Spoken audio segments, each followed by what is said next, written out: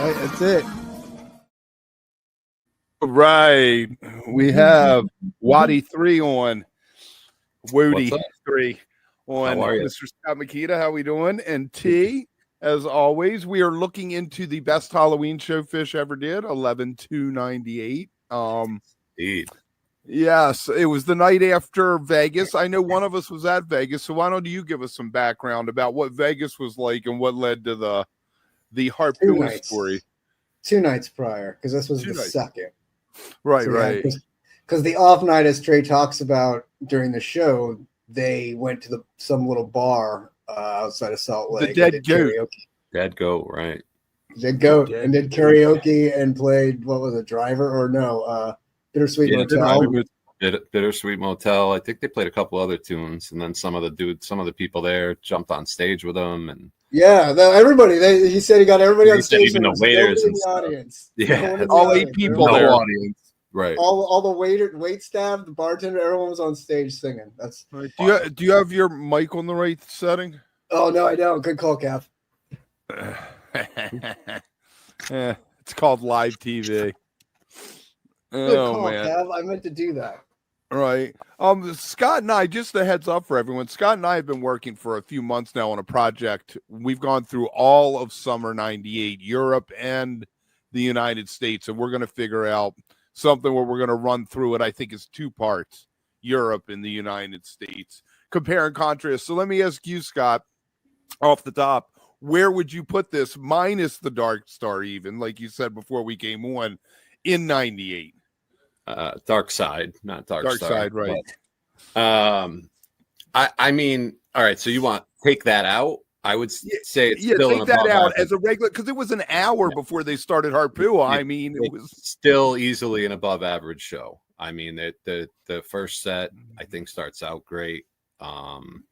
There's some good stuff in the second set. I really like that Mango, and to be honest with you, the M is great as well. I mean, the show is really a full show. I mean. And then they kind of add a whole other album to the second set. Another 45 minutes, right? A good 45 minutes. Well, and that's what's so crazy is I know, Kev, you asked like what happened 2 nights before in Vegas, and it was, I mean, what's crazy is they did the whole Loaded show in Vegas, which was a blast. That was my first Halloween show, and I mean, I was as fucked up as they were at that. It was just, it was a mess. Those 2 nights. It was a weird end, right? The weird ending to it. It was just so much fun. And then, what happened in that third set was just so bizarre. And when it was over, we were all kind of just like, it's over. Like, that was weird. It just sort of ended. And, I had just moved out to LA. So like I drove back to LA. My buddies had flown in, so they flew back to Colorado. So no one really drove that route home. So for any of my friends anyway, and I wasn't going. You had to say, I'm going to Utah. I mean, right. Well, yeah, right. Exactly. Or like, know that that was the next place that you would be driving to.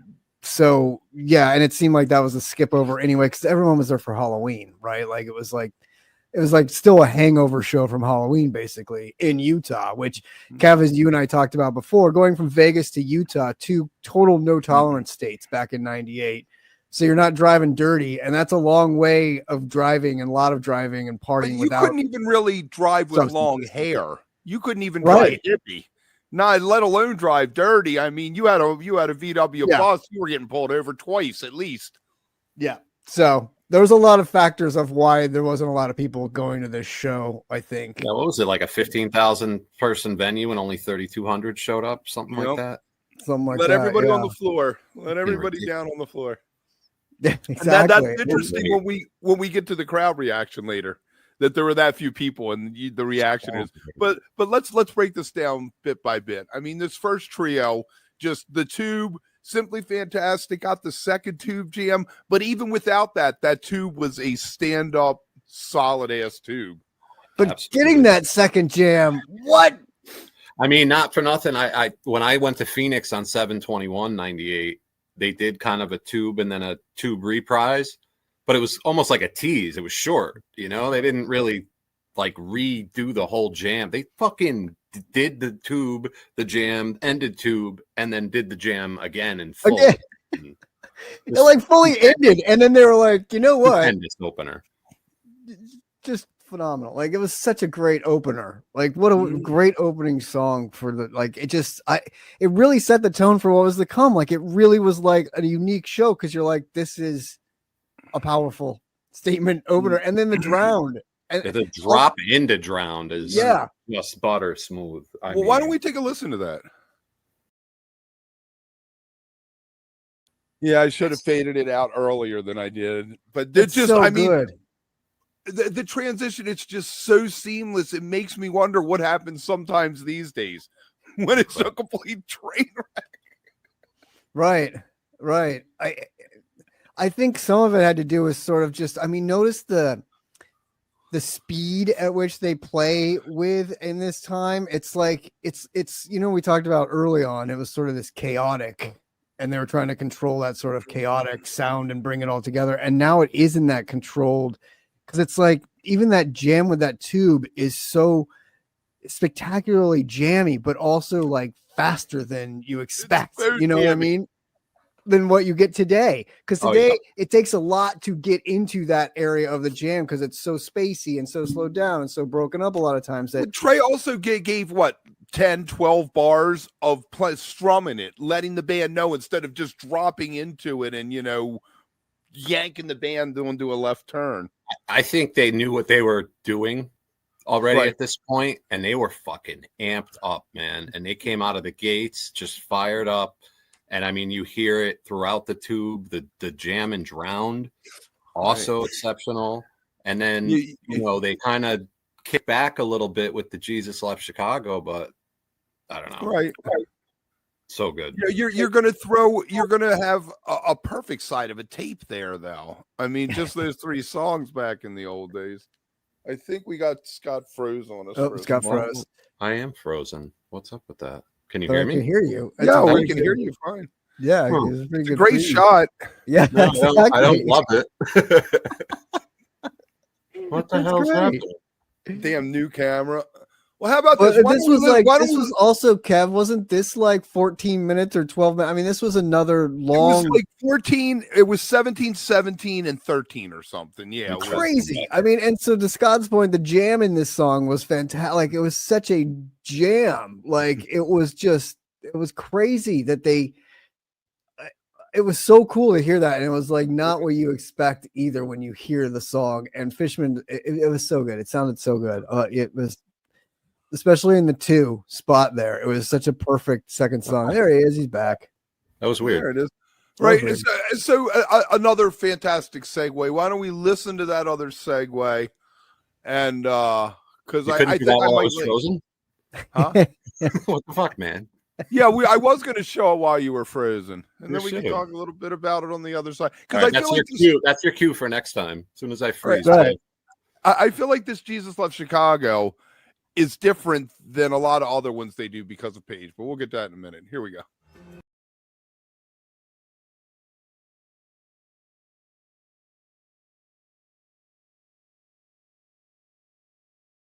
I tell you what, I feel like Page just really leaned into the organ. We don't have the solo. Obviously, we can't play whole shows, but I feel like if you listen to some of the other Jesuses that popped up, it was rare.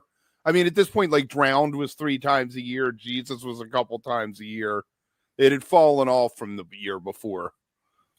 Dude, the crowd was really into every single track of the show. I mean, when they go into Drowned, how loud were they for 3,500? The second tube jam, I mean, the roars in the show are exceptional, and that really doesn't change as they mellow out into the, you know, this is the actual Phish debut of Driver, right? Right. Yeah. This is the preview. And they play both of these tunes acoustic, and I mean, even the Bittersweet Motel, which had been played a few times already prior, they fucking ate that shit up. Yeah. When they're screaming and wailing through the whole thing, it's amazing. This is like a precursor to the Trey solo tours of the future. Exactly. Because they tell the great little story. Absolutely. got the storytelling going about the great goat the night before and the whole nine. So it's just the vibe right off the rip is just so good.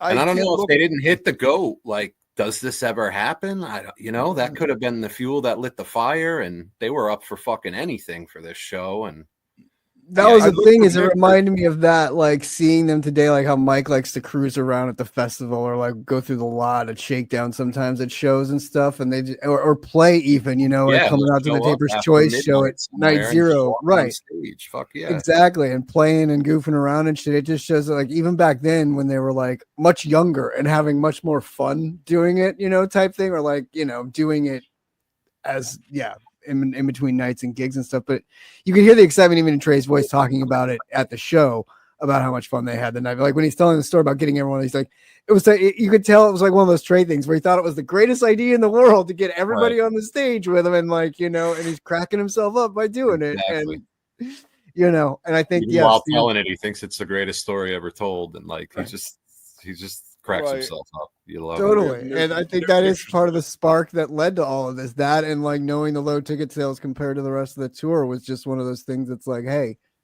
let's have an exceptional show tonight. Right. So acoustic guitar has popped up various times over the year. I guess they actually did the one acoustic set at Festival 8. Where would you be into something like Trey coming out for an encore like he does for tab shows and playing an acoustic guitar for the first song of an encore with the band every night for a tour? 100%. I love that shit, honestly. Yeah. I really like when it's just stripped down and clean versus, I mean, he has so many different effect pedals now, and you'd love it in the middle of a jam and stuff, but just to hear the purity behind the music, I think the acoustic guitar really exemplifies that more so than all the bells and whistles. I'm with you. I've always wanted to see them walk into a bar and there's just a guitar and bass, drums, and one keyboard set up, and they just walk up and start playing. They did that mini acoustic set at the Clifford Ball. Right. Yeah, a couple times that summer. I think they did that at Red Rocks too that summer. Yeah, and then the Festival 8 one, and then like when they used to do the Acoustic Army shit though in the middle of the set, that always would be like such a. It can't be in the middle of the set. Like it can't be in the set. In the middle of the set. Because it's such a killer. New Year's, they played that one set, I guess, had very minimal effects. But I'm talking about they walk in somebody else's gears just sitting there and they start playing. What could they do, A jug, a washboard, and a... Exactly. So limb by limb, you either get limb by limb that's 13 minutes, right? Or you get a limb by limb like this that pushes 17, 18 minutes, whatever it is. Good one for sure. Fantastic. Simply fantastic. It goes along with the rest of the set and the rest of the songs. Like after the two slow down acoustic songs, to come back with this, it's perfect, and it jams again and just adds to, like, this set is so freaking good. It's just a great set. Picks up right where it left off after the Jesus Loves Chicago. Exactly. I feel like the only down point would be the end of the set, but whatever. I mean, I think they knew they weren't really going to get a cool down song, so they might as well do it now with the waiting, right? And then I'll sing them as a cool down song, kind of. Yeah.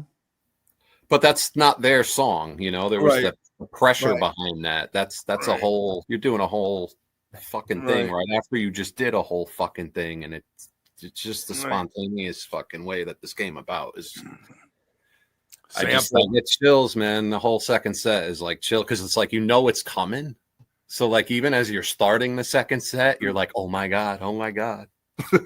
See, that's so funny you say that, because I got the same thing. Like the emotions in the second set, where again you don't have that with so many of the other shows. Even when you re-listen to them in the special shows and stuff, this one is like on its own level with what happens in this second set. It's instant goosebumps, like re-listening to it however many times. And I mean, I have this cassette somewhere. I had it on 110 minute. The second set was 110 minute. Down with Disease, Through You, Enjoy Myself, Vocal Jam, Harpua, and then The Dark Side was. I'll tell you what was. I got Harpua through the encore, and that's like the only part of it that I ever owned. And then obviously, That's you've heard it. This is one of those like the only shows part that is in my head so much too, because this is one of my buddies.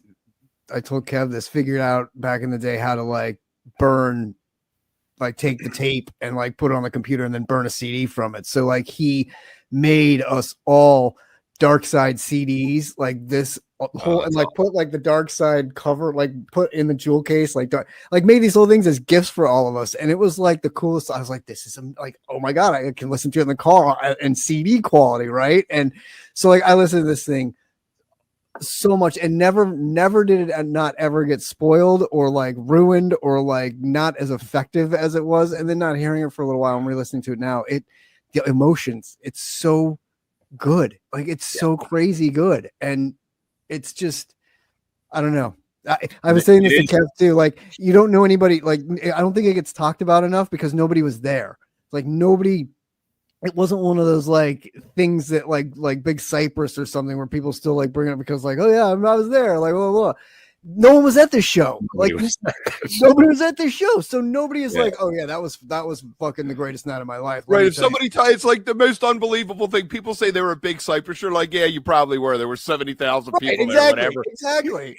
This show, you're like, no, you weren't. Nobody was there.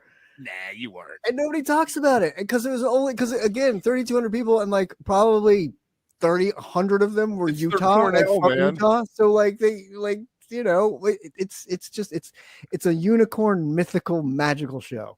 Like it's just couldn't agree more. And I mean, for what it's worth, Pink Floyd was the first band that I ever went like balls deep into. I mean that's where my love from Phish came. It came from Pink Floyd. So this was like two worlds just blowing my fucking brain apart, Completely. And it's in a set. It's not a third set. It's not like a Halloween where it's like its own set and you knew it was going to be or something and it like, and then you get more Phish. It was just right. And that's going to be rehearsed a little more, right? Because there's theatrics and shit going on for the Halloween gags. That's the brilliance. Yeah. This didn't have any of that. They spent months unloaded. Yeah, and this they spent a couple hours on, or a day on, the day or whatever it was, and we're like, all right, we'll do that. At best, I would gather. I mean, they have done Great Gig in the Sky before, right? Mm-hmm. And that and maybe Breathe, and that was it. I think the story is they sat there for sound check and listened to it in the back room and worked it up. Spent like 2 hours. Yeah, they came in and told them, look, we got really low ticket sales. You got to do it. You got to blow their mind. I think tonight's the night you do Dark Side. And like, they're like, okay. And just fucking learned it and did it in the middle of the fucking Harpua. Like, just what are we doing? Well, yeah, then connecting the Harpua to the 96 Harpua with Jimmy leaving Vegas after that show, which that show is, again, one of the most magical nights I've ever seen them do, in my opinion. That was the greatest show I've seen. But to connect that show with this show in that weird, strange way, and then to get the narration from Trey about Vegas being too crazy and like he just had to get out of there and kind of like talking about the 7-hour ride and like subtly nodding to like the fact that he just kind of walked off stage 2 nights ago and like the whole thing. But I don't know. It's just so crazy. It's all right. Let me do some housekeeping real quick. Then we'll get into this whole set because even before the Dark Side is stuff to talk about. Tomorrow night we got Amanda, my co-host from over on All That Jam, coming on live with us. We'll talk all the latest. Friday, T and I will be doing our thing. If you're watching this later on YouTube, make sure you leave a comment. You should subscribe over there, but you should also come over to Volume and subscribe because if you did, you could have been live with us watching this when we did it. There you go. If you join Volume, you get free month with the what did I say earlier? Don't have future regret. Don't have future regrets. Don't have future regrets. Anyway, thank you everybody for watching. All right, Down with Disease standard. This time it was a second set opener, but they got shit to do. They don't have time for that. They got to just get through it. But I really thought Mango was like note for note, really well played. Like just a really well played Mango. It doesn't go deep or anything crazy. It's strictly type 1, but it's very. But it reminded me of like 1.0 Mango. Why I used to like love that song in there because it was such fun, perfect, and great in the second set. I Yeah. mean, it's an encore now. I don't know if they'll play it anymore now that they attached that horrible story to it and made Trey play it in Mexico. I think they'll still play it. I love that song. I always have. So Yeah. it's great. I'm huge. It's a good That's verse. I think Yeah. that's the first song on a Phish album that had only Trey as the writing credit, because he wrote the lyrics and the music for it. I think everything else had him with somebody else, Tom Marshall, Dude of Life, whatever it was. This Moma dance, my God, in the 3 spot in the second set, you take no prisoners. Pretty good. There's a little bit of energy going with this Moma too. Yeah, and the 3 in the second set, it's great. It's a unique, fun position for it, and yeah, it's fun. Like, if it was played more like this, I wouldn't be so much like Moma in the 2. Yay! Right. We're talking Moma in the 3 in the second set. It's a whole right. You're like, okay, yeah, kind of good spot, there. spot, and I don't know. Even the Disease. I mean, I know it wasn't anything more than standard, but these 3 songs were all played really well. Like, just for what they were played, excellent. Just all. So it's a nice little run to get into the Yem, which I think is a very good Yem. I mean, a bit standard side, but nothing wrong with it. It's got the flow to it, nice little jam, and it's great. It's got a great funk to it. It's like just let me know when we can start talking about the rest of the show. Like fucking antsy, getting goosebumps. Just let me say, it was the perfect way with the vocal jam to end up in Harpua in order to get to the meat of the set there. T already related the story to us there. Why don't we take a listen right now as they go in to Speak to Me?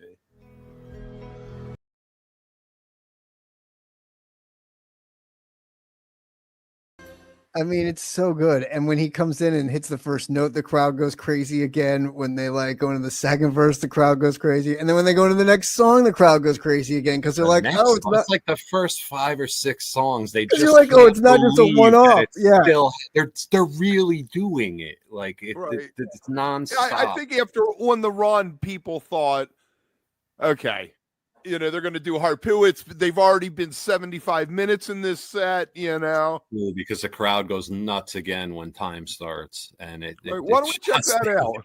It never ends, man. it never.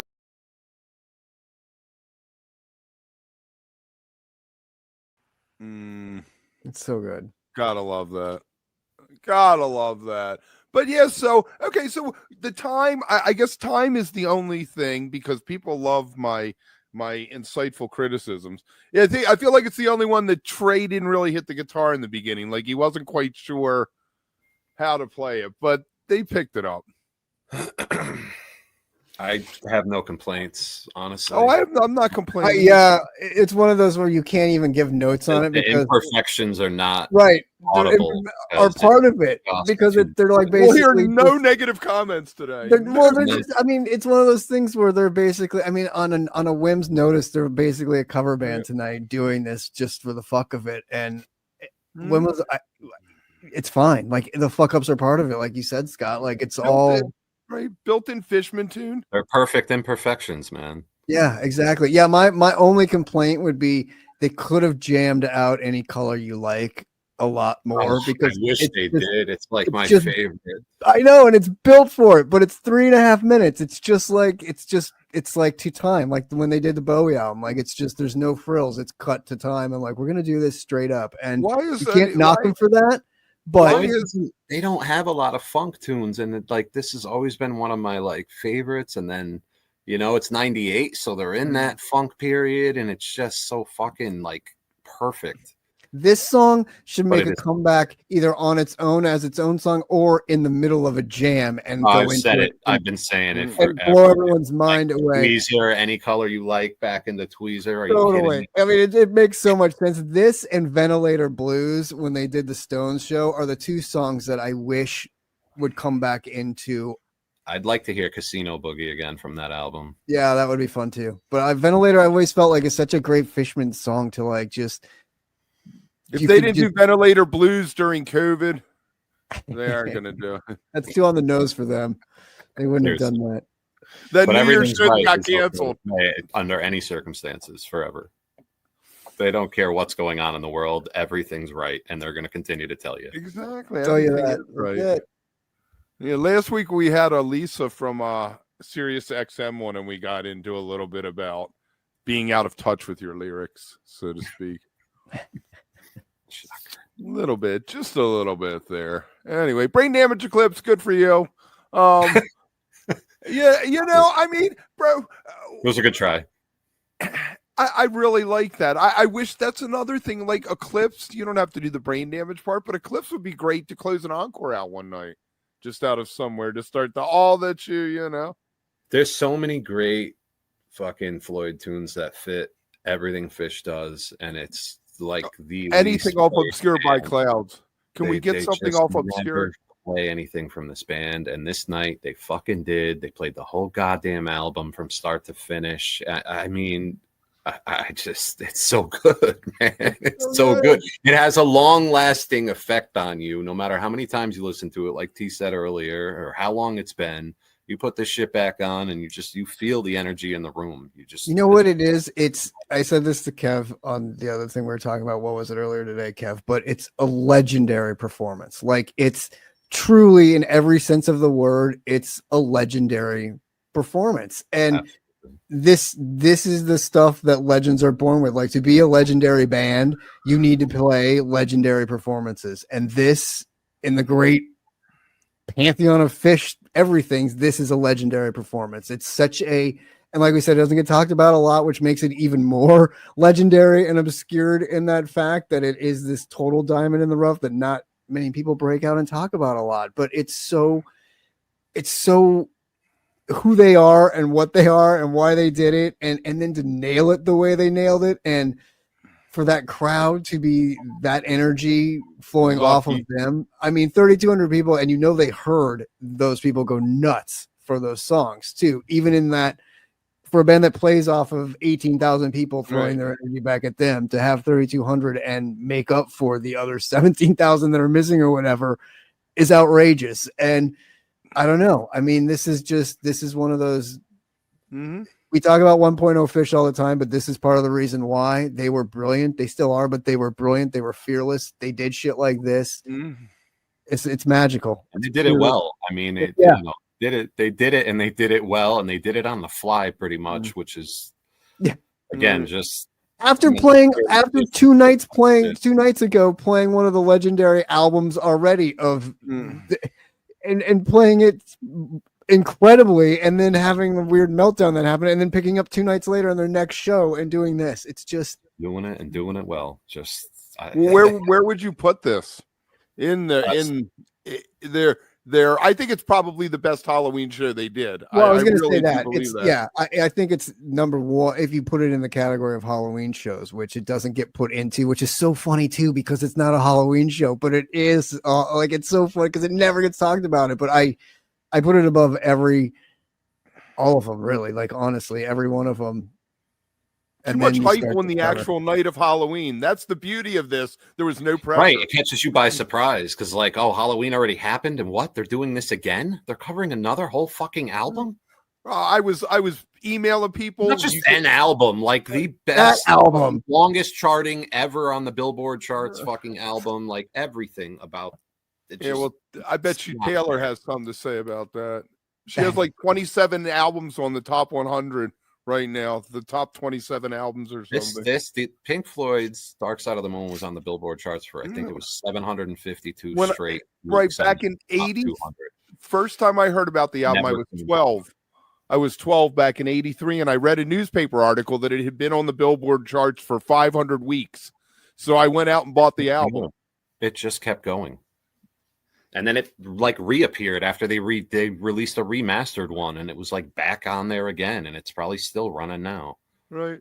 Because it really is a perfect album. Like, it really is. Absolutely. And then when the third lion roars, you hit play on Wizard of Oz. What?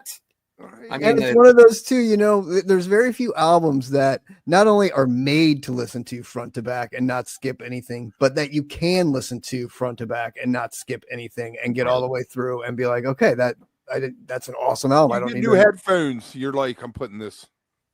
yeah, New headphones. I'm going to listen to Dark Side. Check out the headphones. See how they hold up. Laser Floyd. There's a reason why we had Laser Floyd and Laser Zeppelin. Yeah. Too bad Gilmore wouldn't get the band back together and do the Sphere. I would get back to Vegas for that. Totally. God, yes. It would be Let's just finish. Let's put a bow on this. You do this. Coming back into the Harpua to wrap it up, which your mind after they do the Eclipse has to be blown, right? You're like, I can't believe we just had that entire album just happen. Then they go back into fishness and do Harpua to finish it out. And then they come out for the encore and you're like, you think it's going to be like Sleeping Monkey, Rocky Top. They don't know you shit. You know what I mean? Right, exactly. They don't know you shit. Like, here's your character, zero bitches. Good night. Right. They did anything would work. Just fart in the microphone and walk off stage. It really doesn't matter at this point. But no, the fucking roof comes off the place as they blow into fucking Smells Like Teen Spirit. And like another just like part of the summer of covers, even though we're talking November, but it never ended in 98. I mean, yeah, what else do you do except throw out something from we did a story the other day. So many great grunge covers in the 98 year, man. It's just so good. We did a story the other day about the guy from the cover of Nevermind is suing because he says it's child pornography, the picture of him. And we were saying years ago they're still doing that. Oh yeah, he just got thrown out like 2 weeks ago. Okay. That's what I received. But we were saying how Nirvana, that's like one of the iconic albums of all time. You know, from the cover to the contents to there's not a weak tune on it, really. Which they just did an album like that from the 70s or like with Floyd. So to do this on top of that, all that you just did, it's like the perfect bow in a way of like, okay, we just gave you Pink Floyd and now here's sort of the other end of that spectrum. Right. Here we are now, entertainers, you know, like just it's just so fucking perfect. And that's the other thing too, Scott, you know, and as far as legendary shows go, it's not just the fact that they did this entire album inside of this show, but the show itself is good. Yeah. It's a noteworthy show. Had like, good energy. The crowd was into it. Like it was. And you come out with those first three songs, and the way that tube jam is, you're like, this is one of the best tubes I've ever heard. Like, this jam is phenomenal. That jam in the Drowned is phenomenal. Like, right. So it's a good show around, which again, in my opinion, it makes it a legendary show. 100%. And there we have it. All right. You're going to see Scott and I digging into summer 98 sometime soon.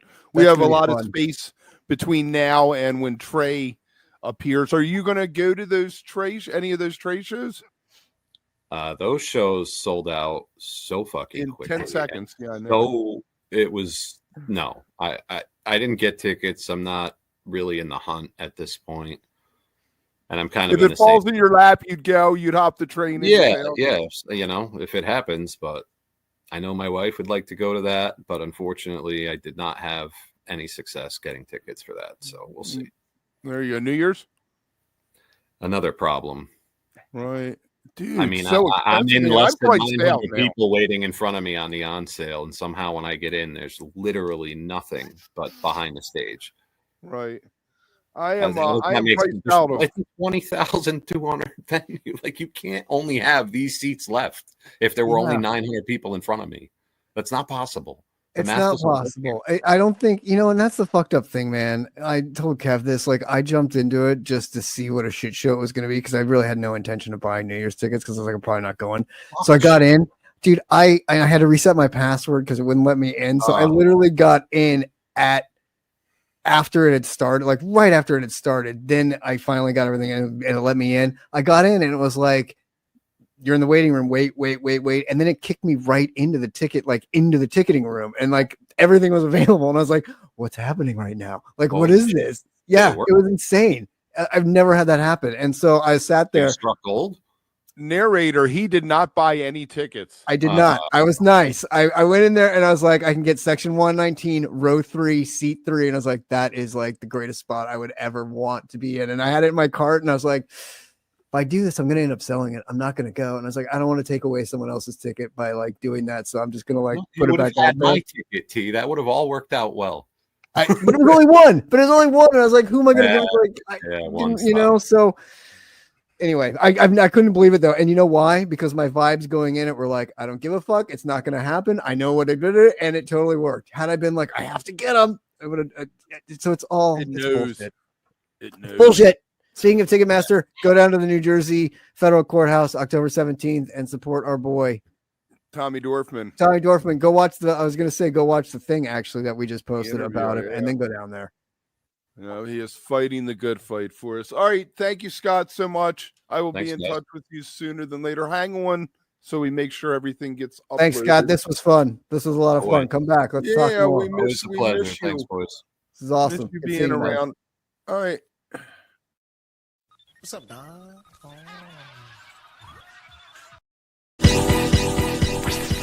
Fascinating. Absolutely fascinating.